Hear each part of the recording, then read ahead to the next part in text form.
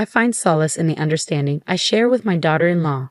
Following my husband's funeral, my mother-in-law, blissfully ignorant, bid me farewell with a radiant smile as she drove me away. However, the next day, panic painted her face when she visited my parents' house where I sought refuge. It was clear her scheme to secure my husband's inheritance had hit a snag. In that moment, the true gravity of ignorance struck me. My name is Emily. I'm 39, married to John, who is 2 years my junior. We have a daughter, Rose, in first grade.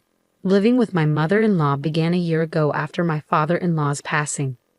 Concerned about her solitude in their spacious home, I agreed to the cohabitation. Initially, we split living expenses, offering some relief. Yet, unexpected challenges emerged as my mother-in-law started criticizing me for sharing household chores with my husband.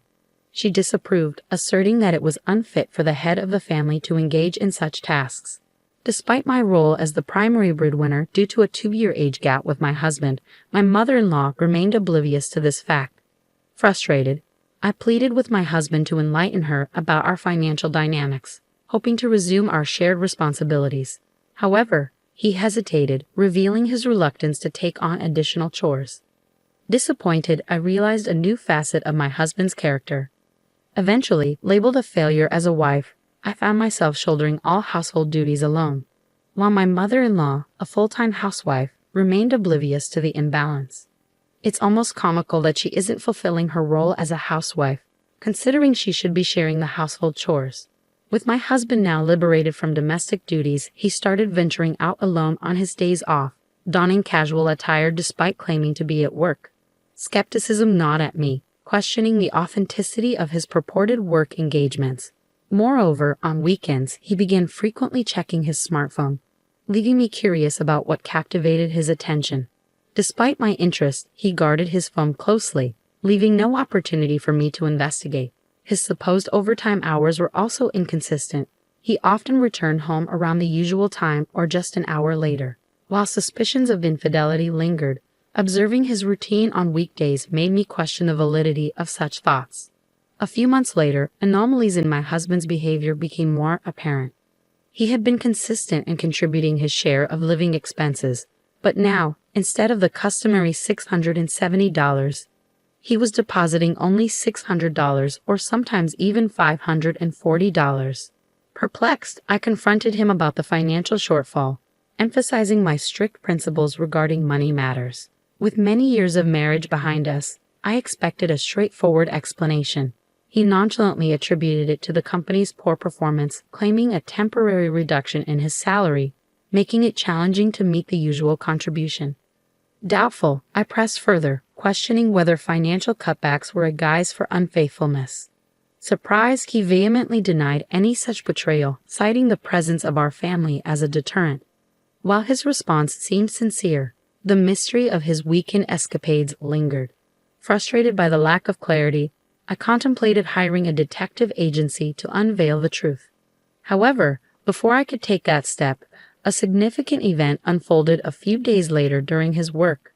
A call from an unfamiliar number shattered the tranquility of my day. It turned out to be my husband's boss. The voice on the other end, the embodiment of concern, disclosed a distressing truth. John, my husband, had been in a traffic accident during a business errand and his life hung in the balance. The gravity of those words plunged my mind into chaos. The notion of danger to his life left me momentarily paralyzed, but soon reality snapped back. I promptly informed my boss, set aside any ongoing tasks, and rushed to the hospital, fervently wishing for his survival. Upon reaching the hospital, the devastating news awaited me. My husband had succumbed to the impact of a car collision while waiting for a green light at an intersection. Attempting to evade another vehicle that ran a red light, he stood no chance against the force of the collision. His instant demise left me grappling with an overwhelming torrent of responsibilities. Last year, I had experienced the rituals of wake and funeral preparations with the passing of my father-in-law. But then I had my husband by my side. Now I faced the daunting task alone. My grief-stricken mother-in-law, lost in a daze, proved incapable of offering assistance. She occasionally wandered away, seemingly seeking solace in places steeped in memories of my husband. The shock of losing both husband and son in rapid succession left her incapacitated. In the face of this tragedy, I resolved to be strong. I had to not only navigate the funeral arrangements but also prepare my daughter Rose for a future without her father. Breaking the news to Rose was an agonizing task. I explained that her father had been involved in a fatal car accident, leaving only the two of us to face the world together. Despite the uncertainty of her understanding, I felt compelled to share this harsh reality with her. As we progressed through the wake, the day of the funeral arrived, ushering in a new wave of emotions. The tension mounted, and I found myself unable to contain the flood of tears. My mother-in-law, seemingly concerned about my emotional state, approached me and uttered something utterly unbelievable. In the midst of my mourning, she callously suggested that since there was no blood relation, I should refrain from claiming John's inheritance and simply depart, leaving Rose behind. She even went so far as to question Rose's worth as my daughter, proposing that I take her when I leave. Her laughter accompanying these heartless words added an extra layer of shock. Struggling to comprehend such cruelty amid my grief, I decided to maintain composure until the funeral concluded and distance myself from my mother-in-law's callous remarks. Her smirking face lingered in my memory, fueling a desire for some form of retribution. Post-funeral, I meticulously prepared to depart, packing only the essentials for Rose and me. I approached my mother-in-law and declared my renouncement of any claim to John's inheritance, offering it to her without hesitation.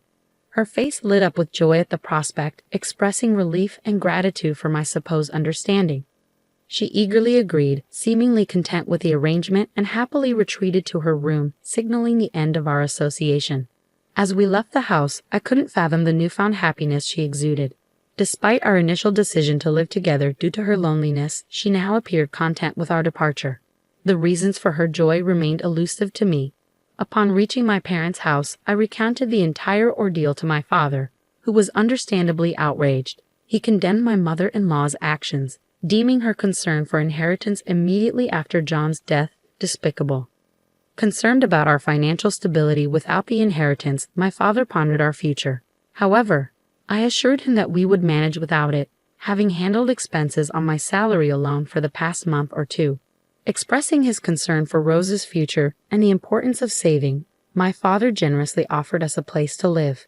Grateful, I accepted his kindness. Regarding my husband's inheritance, I revealed a document to my father that had recently arrived from my in-law's house.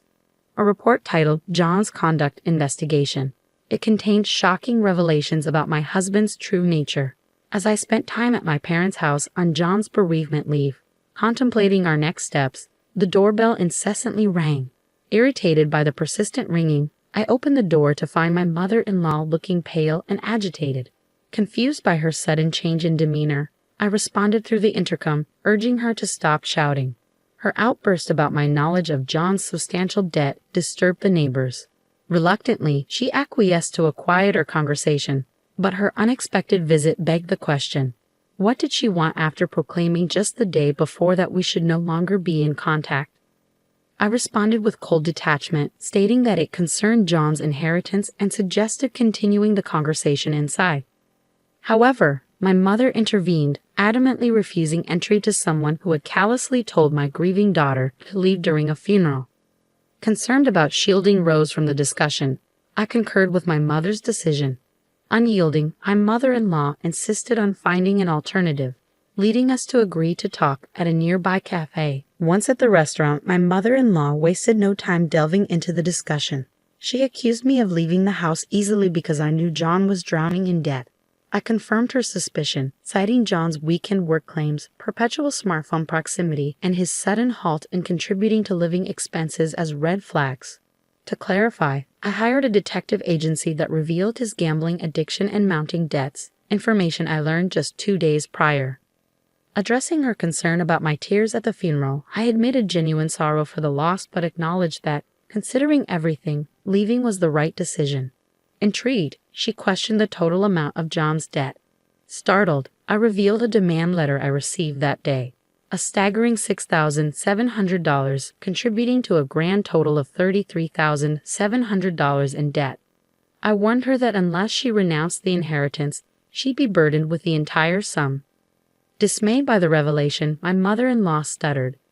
confessing that the inheritance from her husband was already spent $13,500 on luxury items, anticipating John's inheritance. This expenditure explained her post-funeral shopping sprees. Realizing her financial recklessness, I acknowledged my inability to assist with her debt and urged her to handle the renunciation herself. I left, and in subsequent events, she managed to renounce John's negative inheritance, but the $13,500 debt remained. Attempts to seek help from relatives failed due to the rumors of her actions on the day of the funeral. In contrast, life for Rose and me took a positive turn. Despite Rose transferring schools, she embraced her new environment energetically. Living with my parents allowed me to focus on work, providing a stable income. We now spend quality weekends together, exploring shopping malls, visiting theme parks, and enjoying activities we couldn't during John's lifetime. Supported by my loving parents, our days are filled with smiles, and I am determined to sustain this newfound happiness.